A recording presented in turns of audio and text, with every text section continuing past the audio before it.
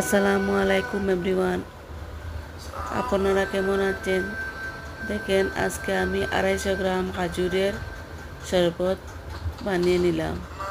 দেখেন, আমি খাজুরের শরবত বানানোর জন্য জগের মধ্যে আমি 1 গ্লাস জল নিলাম, আর ওই খাজুরগুলোকে বীজ বের করে আমি জগের মধ্যে ভিজিয়ে কয়েক মিনিটের জন্য রেখে দিলাম।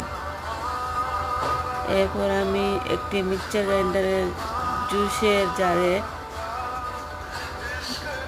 জল ভর্তি করে 1 কাপ চিনি আর খাজুরগুলোকে দিয়ে দিলাম, 1 চিমটি লবণও দিলাম।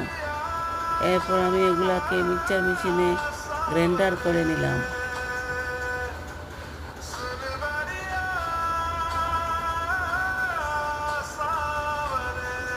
মিক্সচার মেশিনে গ্রাইন্ডার করার পর দুধের মতো সাদা হয়ে গেল আমার খাজুরের শরবতের রেসিপি।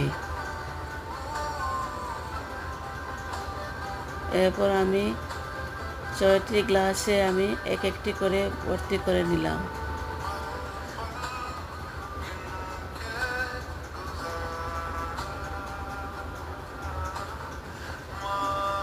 দেখেন, আমার খাজুরের শরবতের রেসিপি যদি ভালো লাগে আপনারা লাইক, কমেন্ট, শেয়ার করবেন, সাবস্ক্রাইব করতে ভুলবেন না।